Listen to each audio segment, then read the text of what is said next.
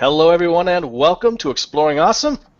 My name is Jim Kellner. I'm a stage hypnotist, a hypnotherapist, and of course, all-around swell fella. Guys, I am really excited. This is the first time that I'm doing a live YouTube broadcast. So if you're listening to this on Blog Talk or somewhere else, check out my channel, Jim Kellner, on YouTube, and you can follow the. You can watch this or listen, whatever. Sorry, this is the first time. All right, guys, I'm really excited. I have a special guest on today. I know every time it's a special guest, but I've known this guest for a long time. We've worked together in the past, and really excited. Today, one thing I'd like to ask you. I was going to say this earlier. Sorry. One thing I'd like to ask you. One of the quotes that I really like was by Wayne Dyer. Well, at least that's when I first heard him. He said, "Would you rather be right or kind?" And I posted on Facebook one time, and Laura came back with, "How about both?" And I thought that was great. I thought that was really awesome, and that's one of the reasons I wanted to have her on the show, because I think she's going to help us a lot in finding out how to be right and kind at the same time, and right and happy, as Dale Carnegie said. Because he said, "Would you rather be right or happy?" I think, and so maybe we can be all those things. So let me just tell you real quick about Laura. She's been a trainer for over 25 years, teaching communications, business startup, nonprofit, board, staff trainings, and many basic and advanced mediation and conflict resolution subjects. Now, she's also been a certified mediator for 13 years. She's mediated with families, businesses, and victims and offenders classes. She specializes in high emotion family cases. She has a highly developed skill and ability to listen and question, even in the presence of strong emotions. She's got hundreds of hours of mediation experience. She assists the parties to get past their fixed positions and strong emotions in order to ascertain their real interests and achieve a resolution. Today, by listening to this podcast, guys, you're going to find out about conflict styles. You're going to find out the structure of conflict, and the best part, conflict resolution tips. And with that, everybody, please welcome to the show, Laura O'Neill. Hello, Laura. Hello, Jim Kellner. Thank you so much for having me on today. It's great to be here, and it's great to be in this new technology. Yes, isn't it exciting? Now, I was, out to the guests out there, I was under the impression that we could, have people join into the conversation, and I'm not sure if that's actually true or not. We are going to put, if you are able to see the chat information on the side, I'm going to put up our contact information. And Laura, that was facebook.com/theadvicelady. Is that right? Yeah, and actually, if they look for The Advice Lady, they'll probably find it. Yeah. Well, do you know what your slash is? Do you have a name? It's just /advice, the Advice Lady. The Advice Lady, okay. There are some numbers and letters beyond that, but okay. They should find me there. Hopefully find it there. And you can find me, of course, at Facebook / just Jim Kellner. Also, I want to put this out. What's that? There, I put mine up there as well. We'll see if that works. Good. Oh, they fantastic. Can find me. It says me. Doesn't say Laura O'Neill. It just says me. That's perfect. I do. So, in order for you to join the conversation, what I can do, if you're on YouTube right now and you want to click in and join, looks like we've got 2 viewers. And hey, if that's Bradley Stewart Jeffrey out there listening, hello, Bradley. He tweeted me earlier. If you'd like to, you can. If you'd like to join the conversation, tweet me your email address at jimkellner.com. No, at Twitter at Jim Kellner. That's JimKellner, and that is on Twitter. Tweet me your email address, and I will add you to our Google Hangouts when it's appropriate time to do that. All right. Wow, what a lot of stuff. I'm sorry for that. Let's get right into this. My goodness. I do want to mention real quick, Laura's got a special offer at the end of this. So please do listen to the end. She's got a really special offer for people that want to take advantage of her skills, her coaching. So please listen. Laura, can you talk to us about conflict styles? Yeah, it's interesting when I do trainings with folks, whether I do it in a business or if I do it for the community, whoever it is, it's one of the things that we start with. Because when you're going to try to deal with conflict, you're going to work on your communication skills, any of those kind of things, the thing that I think is the most important is you need to have some self-awareness. And to me, that's key in everything I do. I think it's probably really key in what you do too, Jim. And one of the ways that we do that is to talk about conflict styles. How do you deal with conflict? What kind of things do you do that are a key or a clue, if you will, to your conflict style? And there are basically 5 conflict styles. Is now a good time to go through those and talk about those a little bit? Absolutely. Okay, Yeah, great. Let's hear those. Let's talk about this. What mine is. Yeah, let's talk about what yours is. And one thing that's really great when we do take a training, we actually have a little test that you can take, and that can help you figure that out. But when you listen to what some of the aspects of these are, you usually, we know each other, know ourselves a little bit. We can usually figure that out. So the first one, and I bring this one up because this tends to be the most popular for people. It's not a popular type of style, but it is what is most common. And Okay. you know, out there in YouTube land, if this is you, you can raise your hand or you can tweet to Jim and tell him if this is you. But the number 1 conflict style in America is avoidance. Hey, I'm good at that one. Yay. And so you're in the total majority. And what avoiding conflict looks like is literally that. It's a great word for it. If you see somebody walking down the street that maybe you've had a little falling out with, or maybe there's something that you were supposed to get done and you didn't get done, if you're an avoider, you're going to cross the street, you're going to cross to the other block, you're going to physically avoid that person instead of dealing with that person. Does that make sense? So you're literally avoiding. I just want to say something. I am listening. I am. If I look distracted, I'm over on Twitter right now, tweeting back to people. Fantastic. So please keep going. And yes, that does make sense. I know probably a lot of us do that. Yeah. Good. Yeah. So keep your tweets coming in because Jim is a phenomenal multitasker and he can do that and listen. So. And so it's really common for people to avoid. You know, conflict is uncomfortable. It doesn't feel good. It's one of the reasons it's so hard to market my business is I don't put out there all the companies that I work with, oh, these people have conflict, these people have conflict, these people have conflict. You know, it's a hard thing to market. But I can tell you that most companies have some form of conflict because conflict, if you leave it alone, you know, how people will say, I just blew it off. It didn't really bother me. Probably not true. And if you don't deal with your conflict, it will actually begin to escalate. And so it's really better if you can push through that avoidance and try to get some help to handle it. Another one that is really common, it's like avoiding, but it is slightly different, and that's accommodating.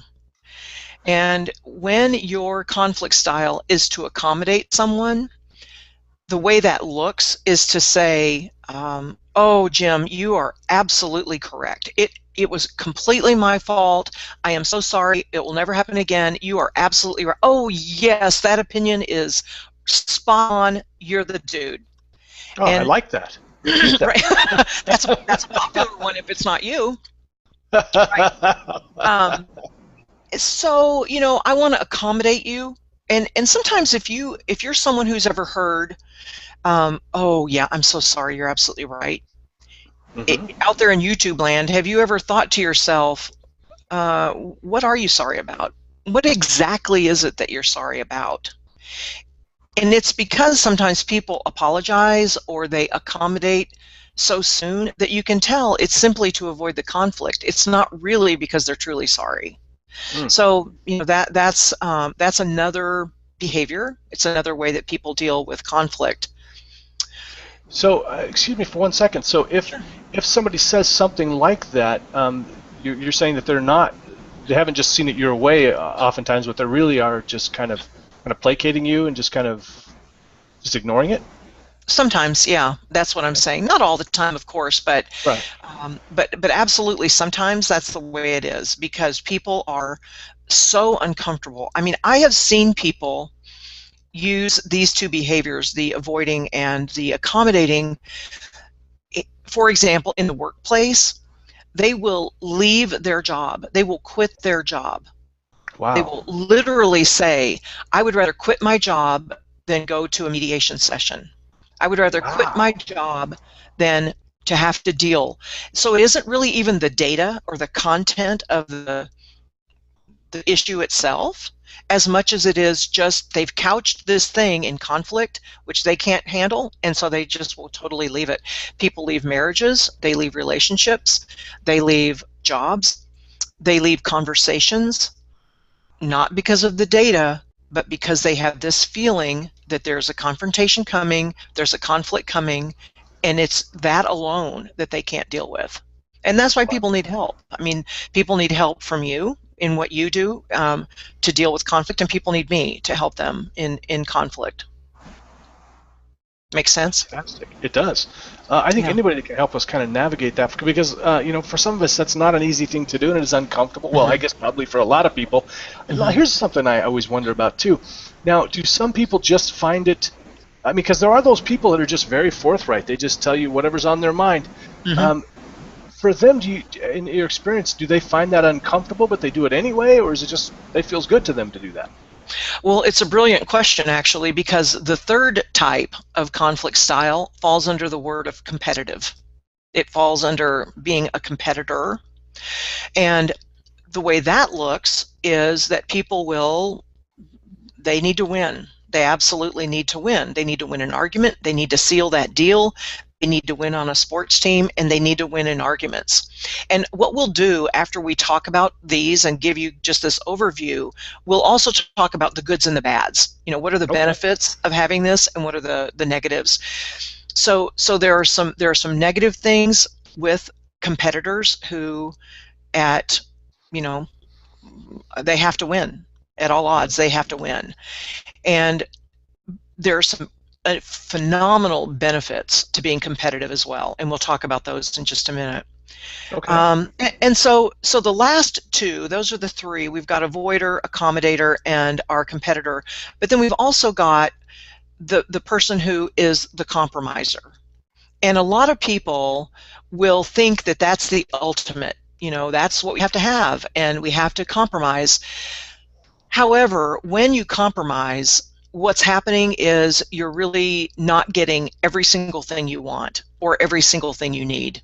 You're just getting some of what you need or some of what you want. And so while that is good in some relationships, and some relationships require that, if you're in a long-term relationship with someone, you need to develop some ability to compromise. That's absolutely a part of a successful relationship, whether it's business or work or couples. But again, there's a step beyond that is even more powerful in the spectrum of building relationships, and that is being collaborative. And when you're collaborative, you are developing your ability to listen. You're developing your skills of having a bigger thought process, trying to think outside of what you currently think, what you currently believe. You're able to take in what that other person is saying. Now, and here's the caveat to that, you don't have to agree with someone to intently listen to them. Some people don't want to listen because they're afraid that somehow that signals that I agree with you, right? And that's not true at all. I can listen, I can take in what you're saying, and completely disagree with you at the same time. So those are the basic 5 conflict styles. Do you have any questions on those, or tweeters, or? Well, it's interesting you talk about that, really listening, because I know, for a lot of us, I know I still have kind of a terrible habit of, even while someone's talking, I'm formulating what I want to say next. Beautiful. And I've tried to become more present and detached from that, and just listen. Although sometimes then I forget what I wanted to say, but I guess like Mom used to say, I guess it wasn't that important, right? Yeah, right. But I do think that that's a really great strategy to use. I wonder, would this be a good time to? I don't know. You have a chat message. Did you see that over there? I did not. It says GM Butler wants to join in. Okay. Is that? That's what I'm seeing. I don't know how to tell him okay. No, I will. I just wanted to know if you were ready to take a question, maybe. Sure, you bet. Let's see if Let's see if I GM happen has to know, I have to know GM, so that'll be great. He may have a question. Well, that's what I wanted, because I thought I'd seen him comment on your Facebook before, so I recognized the name. All right. Good. GM, you have been invited to the conversation. Oh, sorry. Hold on. Sorry, folks. This is really I'm learning new technology here. Public. Okay. If it creates a conflict, well, then we'll take care of it. I think we're okay. I think we've got a. I think we've got. I think I invited him. So, Okay. Jim, if you're listening, I have tried to invite you. I hope it went. And you may need a Gmail account to join the conversation. I'm not sure. All right. So, Jim, tweet me if you're. Learning. Yeah, tweet me if you're not. If you haven't been invited, and I'll try again. And now I can't get rid of the box here. Oh, there it is. Hold on. Oh, I think I just did it. Yay! Okay, cool. Right on. The box wasn't big enough. So we have the 5 different styles. Mm-hmm. We could talk about the benefits a little bit. Oh, go ahead, please. Yeah. I mean, yeah. Do you find that there are? I mean, I think and what I do is we kind of learn that people, pretty much everything we do, there's a reason for what we do it. It may not be a good reason. But there's a part of us that is trying to either help us, protect us, or whatever. For instance, somebody who might be afraid of flying, their subconscious is saying, hey, look, there could be danger there, right? It may not be logical, but still there's that danger. So, where was I at?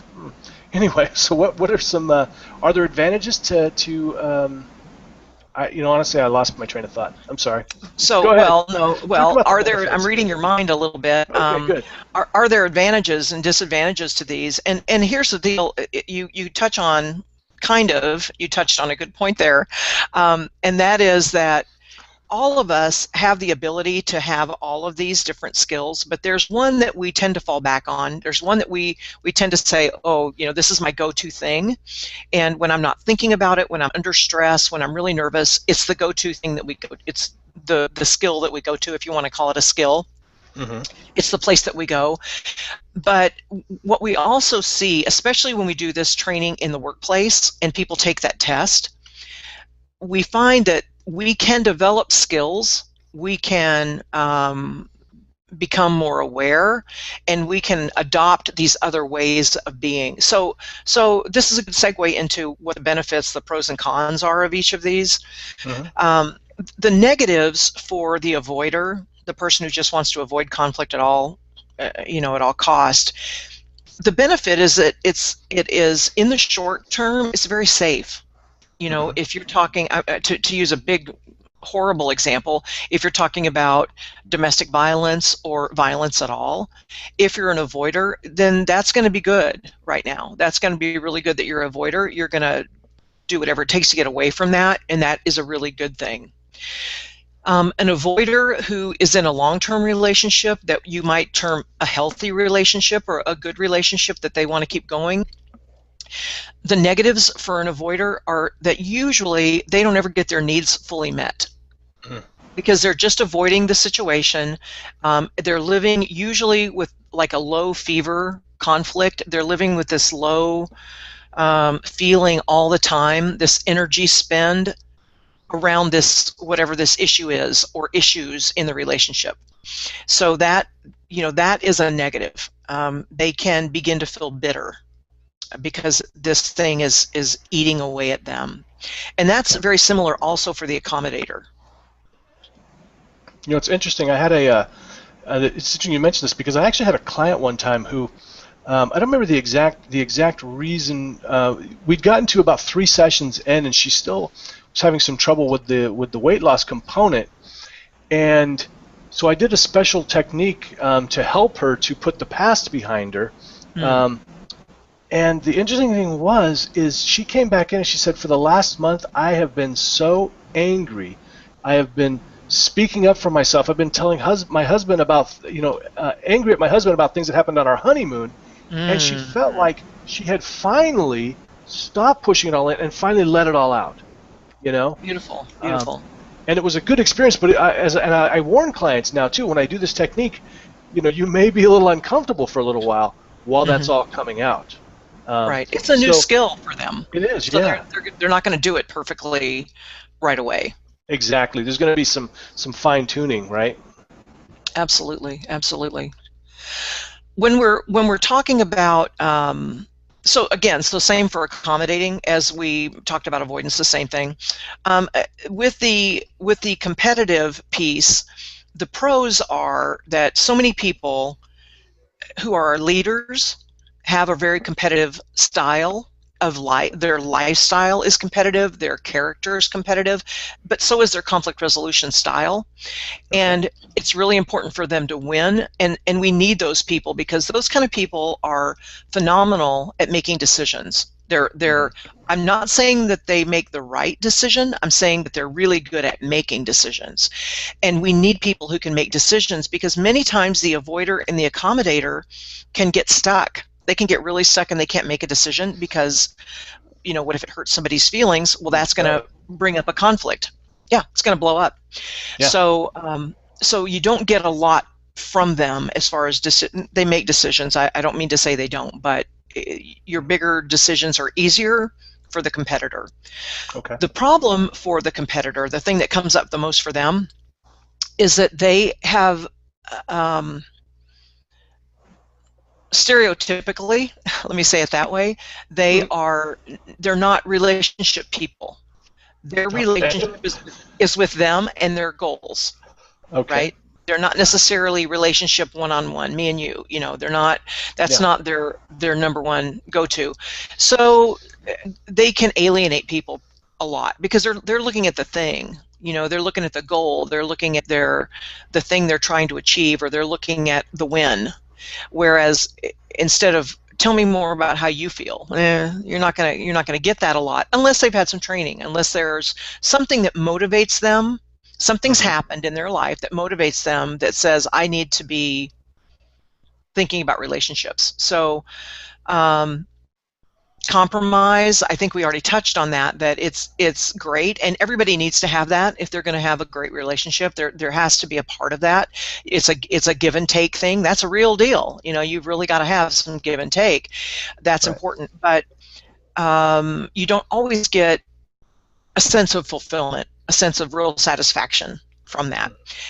With collaboration, which is the last one, there you get a phenomenal result, because you've taken in everybody's opinion, you've been inclusive, you've really listened. Can you guess, Jim, do you know what the downside to being collaborative is? Do you have any idea what it might be? Because there is one big downside. Is there? That everybody wins? That is such a downside. Oh, I just hate when that happens. I hate it. I want to be the winner. I mean, winner. So collaboration. I bet it takes longer. Bingo. It's really, really time consuming. It's really time consuming. You've got to plan ahead, and you've got to really be thinking, what are my goals here and how can I make it happen? Because what will happen is the competitor will say, we don't need a plan. I already know what we need to do. We need to do what I want to do, so let's do it. Right? Right. And sometimes, in an emergency, it depends on what you're doing. If you're in an emergency, you need that. You need that person to give that quick answer. Right? So, those are that's the short answer for the pros and cons of the different styles. Fantastic. And let me just take a moment to just, if you're just joining us now, I said we just added another viewer. If you're just joining us now, you're listening and watching to Exploring Awesome, the weekly podcast, really designed to offering tips, tricks, and strategies, and interviews with people to help you to live a more awesome life. I should have looked at my sheet here for the tagline. It's so different doing it on video. I don't want to look down or anything. I need a teleprompter or something. I'm joined today by Laura O'Neill, longtime friend of mine. She's also an expert in conflict resolution. She's got a great website, theadvicelady.com. Is that correct? That's it. Thank you. Thank goodness. Wow, it would have been terrible if I'd have gave somebody else's website address Yes, out. it would have. And she's always Bad got news. some great quotes on her Facebook page. You can follow her at on Facebook / The Advice Lady. Maybe some numbers after that, but you can do that. Now, and if you continue to listen, as I know you will, you're going to find out a couple more things that we're going to talk about. So we've just talked about the different conflict styles. We're also going to cover the structure of conflict and conflict resolution tips. For more information on Jim Kellner, that's me. Go to my website, jimkellnerhypnotist.com. That's 2 L's, 1 N. All right. I didn't have any more questions about that. I'm looking at the Twitter feed. Let me check the Twitter feed real quick, see what we've got going on. Looks like GM is not joining us. I don't know if that's they got busy or if we did something wrong over here. We just got here. This is kind of fun. I'm on the Twitter feed. I'm going to read you a message from Greg Butler. Okay. Thanks. Getting there. Whoops.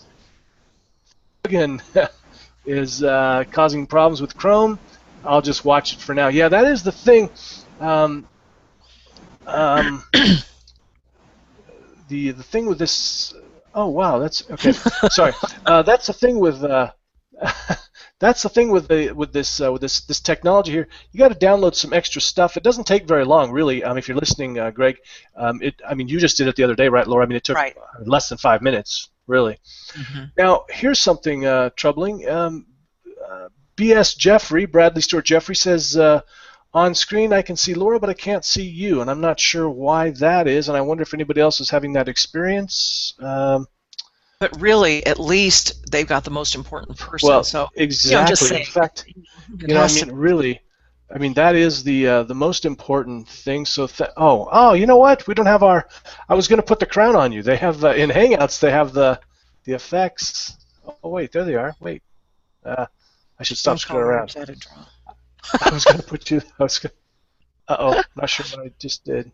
Okay, hopefully nothing bad. I wonder if I have to put the crown on myself. Maybe that's it. I was looking if I couldn't even wouldn't even open. All right. So anyway, hey, if you can't see me, you're welcome. We'll try to get that fixed for next time. Ta-da! Feel free to bow before me. There she is, everyone. Laura O'Neill. There we go. That's pretty exciting. So we just had a new viewer join us. Welcome to the show. Laura, I'm not seeing any questions pop up. We just have the comments from a couple people. Great, that's fine. So that's fun. We just got a couple of new followers too, so that's fantastic. Follow us, great. Yes, follow us. Also, you can follow Laura O'Neill, although she doesn't really use it very much, I guess. But if people start tweeting me, I'm going to start tweeting more. You can bet that's going to happen. So I do get notifications. I get that one notification a week from Twitter, so feel free to. It's Laura J. O'Neill at Twitter, or however you say it. So tweet her so that she'll get on Twitter. You can ask her questions. All right, we're about halfway into the show right now. I don't have any more questions. I thought you answered a lot of stuff. Well, do you find I guess I think you covered this. There are in certain situations, obviously we want to use different conflict styles, like we talked about the avoidance. If there's harm, that we probably want to avoid that in the short term at least, right, till the harm is past. And if we need to do something quickly, what I'm hearing from you is we don't want to collaborate. Right. Yeah. If there's a fire in the building, everybody look to the competitor and say, "How do we get out of here?" And you just have to work through those. But it's good if you can pull this information when you need it. That's the very best case scenario, is if you have more tools on your tool belt. Absolutely. Is it hard to take me seriously, in my tiara? I want to, this is a serious subject, and I... That's right. We want to treat conflict with the gravity that it deserves, right? Perfect. All right. Stop it. Okay.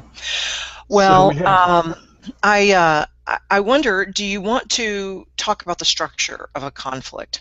Absolutely. Do you got some more time? Can you stick around? I can, unless we're good. Unless we're good to go. It's up to you, sir. Oh, I'm good. Let's work through this. This is some great stuff here. So talk to us about the structure of conflict, if you will. I had to do it for you. I knew you'd look up and you'd see. Okay. We have Well, at BS Jeffrey saying that I am seeing the crown back when the crown was on. So there's hey, some nice. feedback. Good. Very good. Maybe there's a slight time delay as things are. And so let's talk a little bit more about conflict, and the beauty is we'll end with some conflict resolution skills and tips, and certainly they can contact both of us if they want even more information on that. But there's an interesting thing about conflict that when I teach my training, people are really shocked at this, but it makes total sense. So if you have there's a few things I want to talk to you about the structure of a conflict. A conflict almost always involves emotion, and if you, for example, if we go to a seminar together and we're in the same room instead of virtually, and I just lost your picture, Jim, so I'm assuming we're all still on. I still have my little live button. Yep, there you are. Checking to see if I could fix the You're video playing situation. around over there. You're playing around. Yeah. Okay. So with the structure, there's emotion. So if we're in an event together and we walk in a little late, and I want there's only one front row seat left, and you have to sit 3 rows behind, but you really want that front row seat, and I really want that front row seat. You know, how do we collaborate? How do we collaborate? There's only one front row seat. What do we do? Well, and how do you fix it? And we're at this place, and we don't want to have a big conflict in front of everybody and cause a big hullabaloo. And so if you don't really care if I sit in the front and you sit in the back, well, then we don't have a conflict. But if you've got a lot of emotion about that, or I have a lot of emotion about that, now we have the beginnings of a conflict. But the piece that is in every single conflict, and this is the thing that people are often surprised to hear, is that we actually have to have common ground in order to have a conflict. And in that example that I just told you, the common ground is the chair, the placement of that chair. In a divorce, common ground looks like, the children. Common ground looks like money. Because those are elements of, especially I do a lot of divorce mediations, those are the common things that people have a conflict about. And if you have a beloved hamster, for example, that your wife hates, when you get divorced, you don't have a common love for that hamster, so there's no conflict. You see where I'm going with that? Gotcha. There is no conflict. Right. And so you got to have a common ground, and you have to have emotion, and that's really what makes up conflict. That's what makes up the issue. The way to resolve, if we want to move in a little bit to tips to resolve. Absolutely. When you have that issue of the chair, I just use that as an example, and I'll give one other example in a divorce case. But when you have that situation, what you need to find out is, what is it about that chair? Why do you want that chair, Jim? Right, to sit up front. If you wanted to sit up front, what do you think some reasons are that you would want to sit up front? Well, a compelling reason might be if I had hearing trouble. Exactly. Right. So you might have a hearing problem. So I guess we could use it in that situation. We could do a little bit of collaborating. Why do you need to sit up front? Why did you want to sit up front? And if we came to the conclusion if somebody else needed it more, I guess. Right. Right. And what we call this, there are several different forms of mediation, but the model that I mostly use, because I work mostly with high emotion, I work with a lot of families, and so the model that I use for mediation is called interest-based model, or facilitative model, but we say interest-based in the industry. I want to know what your interest is in sitting there. What's the most important thing to you about sitting up front? Okay. And again, somebody could have a hearing issue. Somebody could just really love that chair. Maybe there's something about that particular chair. Maybe it's an armchair or some other thing. And if I can find out that for me, sitting up front is really being close enough to hear, it's literally the placement of that chair. Right. If I can learn that, and you can learn that my interest is the chair itself, well, guess what? We can put the chair itself on the third row and get you another chair for your hearing up front. Good point. Isn't it magic? It is magic. Look at that. Folks, she's solving problems as we broadcast. That's right. Just if you're having a chair issue, you know, that's free. It's free to you. Usually I charge 25 cents. It's free to you. That reminds me of the funny picture that you have. I've seen that somewhere on your page somewhere where you're sitting there like is it Lucy that offers the advice? Yep. You had the advice for. Well, you know, that's how. Thank you for bringing that up. That's how Advice Lady started. As a mediator, I do an awful lot of listening. I'm talking a lot today, but this is kind of a training, visiting. Sure. But in mediation, 80% of what I do is listening. And I love that. If somebody said, what is your passion? I would say to listen. You wouldn't get it from this conversation today, but I love to listen. I love what makes people tick. And it's my passion. I love to listen. So I went to a festival one time, and I saw two people sitting at this festival. There are booths and all kinds of activity going on. And here are these two people sitting on the side of the grass in chairs, and they had a platform in front of them, just plywood, just a thin plywood sheet in front of them that had feet on it. And so, visually it directed us to walk up to them and stand on it. And they had a little sign that said, advice people. I thought it was brilliant. And so when it was my turn to step up, I asked them, I said, can I have this? Can I do this too? Yeah. And they said, absolutely. They said, we know, and it's true, and I knew this as a mediator and a person who teaches communication skills, people need to be heard. And we know it, we hear it all the time. Boy, the guy on the airplane who I didn't even know told me his whole life story. Right. The guy at the party who wouldn't shut up. He was monologuing the whole time. He was monologue. And these are people that in their life they're not feeling heard. They're not feeling like they're connecting enough. Excuse me. And so that's what they said. The advice people said. People need to be heard. And I took that in. I took it home. I made some feet. I made a sign that just said advice lady. And I started hitting festivals, and I charged 25 cents. And people walk up and they ask me for advice. Now, it's interesting because sometimes people they'll walk by, and if I don't have a lot of people coming up to me, which is pretty rare, frankly. I mean, usually I have a line, but people, if they're not, I'll say, hey, I'll change your life for 25 cents, and I'll do a little barter banter thing, But people will come up and they'll drop 25 cents in my little bucket, and they'll tell me really extraordinary things, really super extraordinary, sometimes gut-wrenching things.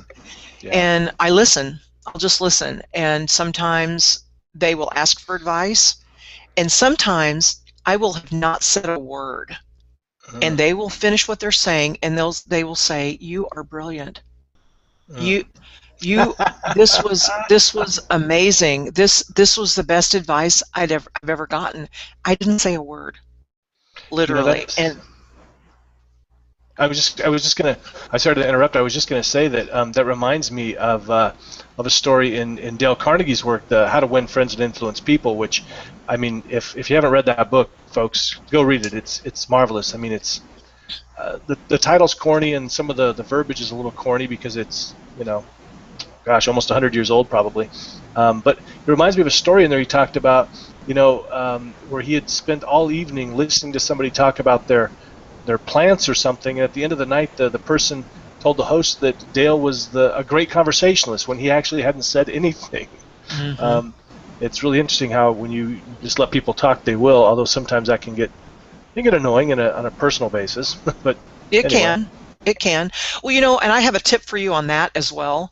Oh, great. When somebody's going on and on and on, and we had this actually, I give this tip in a workplace environment because it does happen in the workplace, and it's happened in mediation too with me, and you can just kind of do some physical thing that changes your dynamic, just changes your physical thing, and the person's still talking, and you can just say, "Hey, Jim, let me interrupt you for just a second. I want you to know I'm really hearing you, and what I want to know is, what is the most important thing that you want me to know about what you're telling me right now? Or what are the 3 or 2 most important things that you want to convey to me before I need to go?" I'm looking at my, you know, you're wanting them to know that you need to wrap it up, and you want to help them to be more concise and funnel it, bring it in a little bit, and that can be helpful. That's fantastic. That's great Good. advice. Good. Take notes, people. Take notes. Take Twitter notes. Only 140 characters, though, right? That's right. Only 140. And so so back to a little bit about, so you're going to have common ground. You're going to try to figure out, what is it about this thing that we both need or want. That's really important. And I'll give you one other tidbit, and then we can be done or not. If we're dealing in a divorce situation, and it doesn't have to be divorce, it can be a breakup. You know, before the Marriage Act, where gays and lesbians could marry, we still did splits, if you will. We didn't call it marriage. They didn't call it marriage, but now it's marriage. But it can, depending on what state you're in, it may not be. But even couples who live together break up and they feel like they need some help, either organizing their stuff or learning how to live without each other, even though they want to. They need to figure out how that's going to work. Yeah. And so in a divorce, for example, if you've got couples and, you know, the question comes up, who's going to pay for the braces? You know, the kids are going to have braces within the next year. Who's going to pay for the braces? And so we will try to find out who, you know, wants to and what it's going to look like, and we can work through all that data. But we've had on more than one occasion where a dad, for example, it could be the mom, but a dad will say, "I'm going to pay for the braces." And what he's doing there is he's not presenting his interest, he's presenting his solution. This is his solution to a dilemma. And that's fine as long as everybody agrees to that solution. But in mediation, usually that doesn't happen, I can tell you. And so what we have to do is we have to get to the interest. Why does he want to pay for those braces? What's in it for him? What's that about? And so we have to ask really open-ended big questions and try to find out. And there are a lot of different reasons that people may want to do that. Do you want to take a stab at what some of those might be? Or shall I just tell you? No, I'd be happy to take a stab at it. Let's see. Might want to do it just to be the good guy in the situation.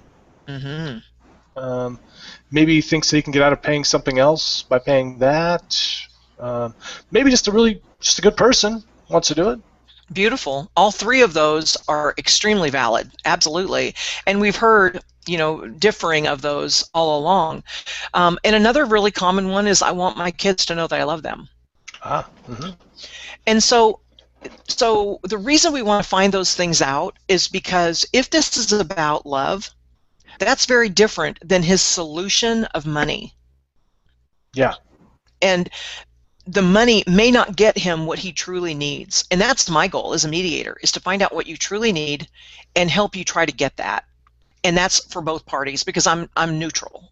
Right? Gotcha. I just would like everybody to be able to get what they need. And so, you know, if love is truly what he's looking for, there are other ways besides paying for the braces than getting that. And, you know, just to stretch the story a little further, let's say that he isn't even working. Let's say that he doesn't have insurance. And let's say that she is a neuroscientist making tons of money and could pay for them out of pocket very easily, but also is very well insured. So it doesn't make sense for him to do it, but it's all he could think of. It was his only quick solution to the problem. Whereas if you break the problem down, you can really help him be truly satisfied, and her, because she wants to pay for them. Mm-hmm. Gotcha. That's good Yeah. stuff. That's Yeah, good stuff. good stuff. Any other tips you want to give people for,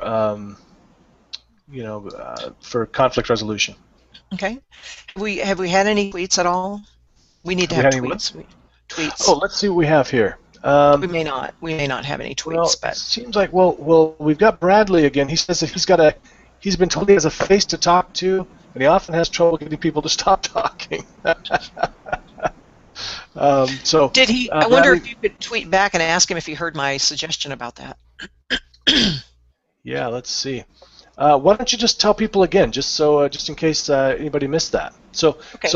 I'll tell you, I had a situation recently where I was at a party and this individual basically vomited forth stuff I had absolutely zero interest in, and I was trying to give as much physical, cues as to that, sort of trying to look away and this sort of thing. And they just either didn't care or didn't get it. And so please tell us again. Yeah, I think people are not aware. I think they're just, that's why self-awareness is so important all the time, every day, in every situation, but it can also be tiring too. But and so at a party, at work, a party is not as big a deal. I mean, I guess at a party you could just say, "Yo, dude, I gotta go," and you can walk away, right? We don't have a lifetime relationship here. Shoot, I should have done that. Dang it. But if you want, you can, if you want to have a relationship with this person, or you want to, or if you're going to see this person every day, then I think it's great just to, if they're really rambling on, you have a couple of options, but one is just to say, "Hey, I need to interrupt you." Just be authentic, because that's what you're about to do. I'm going to interrupt you, and in fact, I have now interrupted you, right? This is the number one thing to do. And say, "I really appreciate you telling me this. I have about 1 minute more, and then I really have to go." I mean, you're just being honest.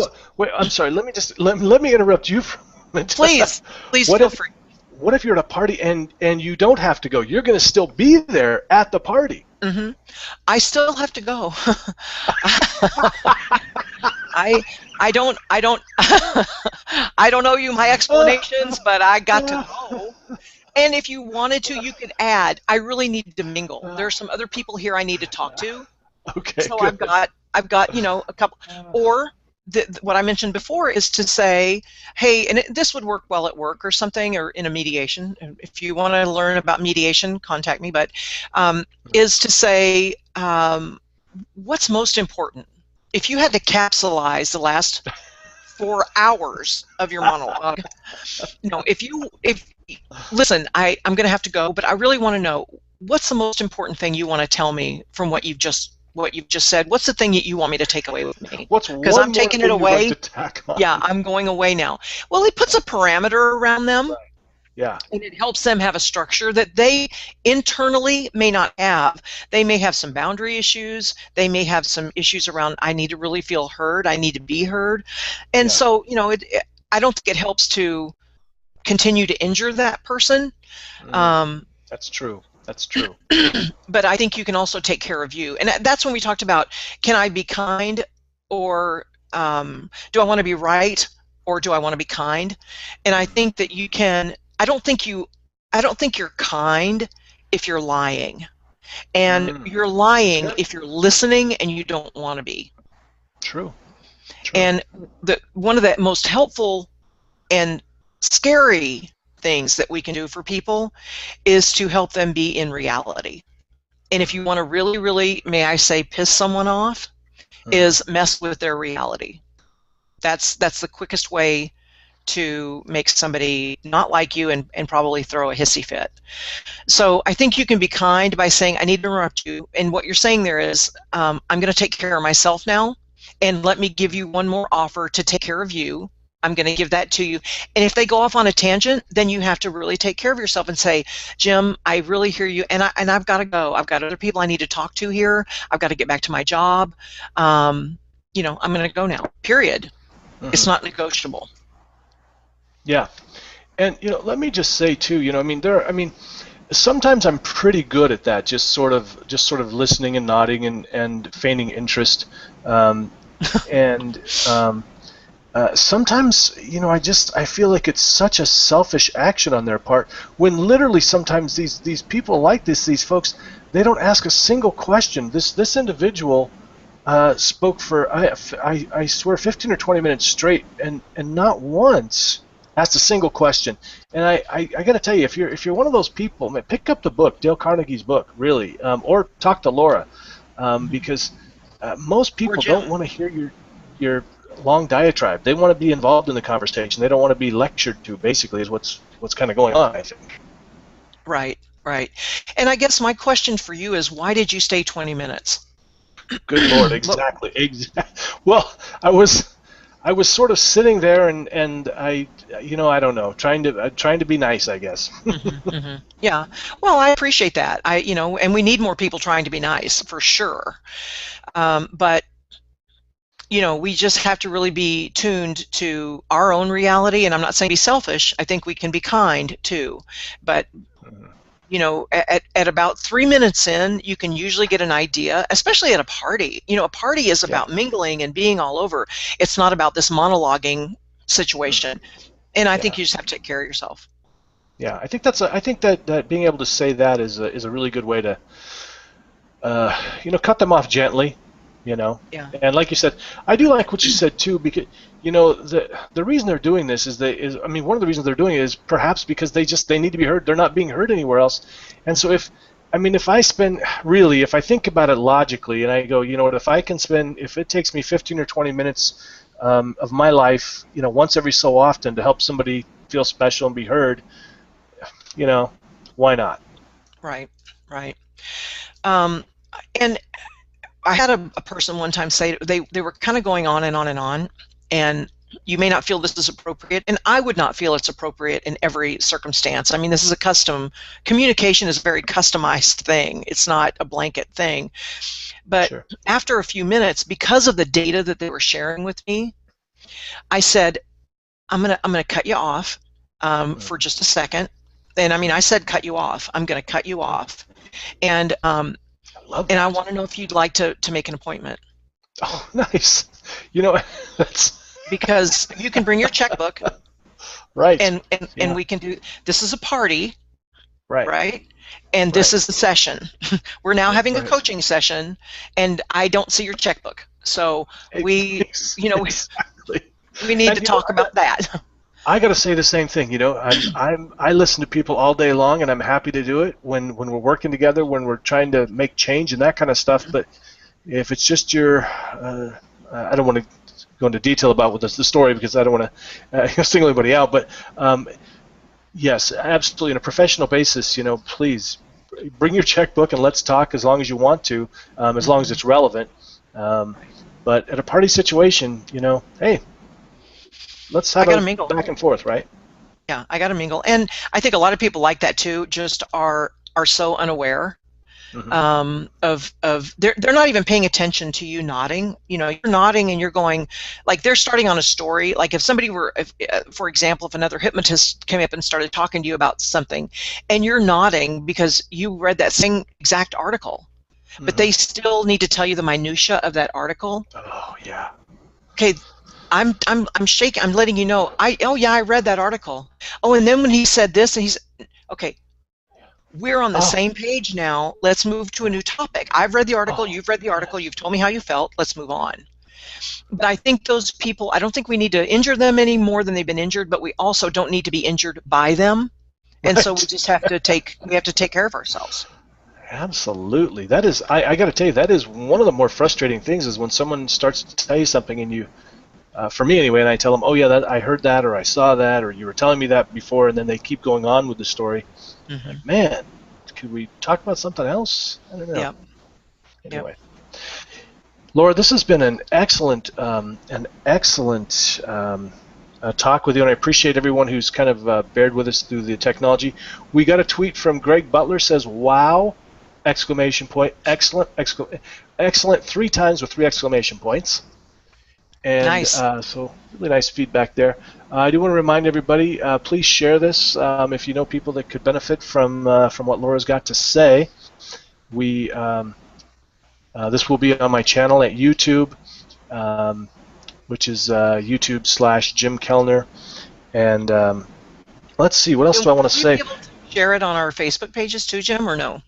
Absolutely. So it'll take just a few minutes for, I don't know exactly how long, but just it won't take very long for this to actually be saved onto YouTube, and then we can share it. People can view it later, and it'll be there basically forever. You know, Okay. Forever. won't be taken off. Yes, exactly. Laura, before we go, I do always like to ask my guests if they've got three things that my audience can do to live a more awesome life today. Do you have three things that you could share with us? Yeah, I would say have the courage to face those things that scare you, especially if there are conflicts. And contrary to the ending subject of what we talked about, let's all try to listen. Let's try to listen more. Yeah. Right? Unless it's not appropriate, and then don't listen anymore. But I would say listen. And the third thing is, for me, is always to be more self-aware. Try to be aware of how you are in a space, how you are in a conversation, how you are in a business, what role do you play, what might your actions or your interactions, how might they affect other people, and just be more aware, more self-aware. Fantastic. More self-aware. Hey, Laura, I want to thank you so much for being on the show today, especially again trying out the new technology. Well, it's not new to us anyway. So Laura, if you'll mention that you saw or heard this, I scratched, by the way, that was not a pick.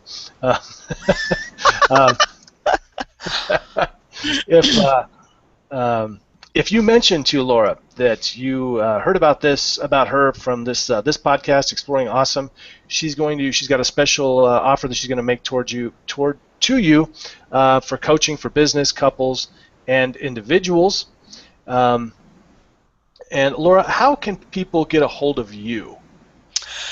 You can email me at laurajoneal@gmail.com. So that's LauraJoneal@gmail.com. Or you can find me on Facebook. You can find me on Twitter, and Facebook is Facebook/The Advice Lady, and then there'll be some letters and numbers behind that, and or on Twitter at Laura J. O'Neill.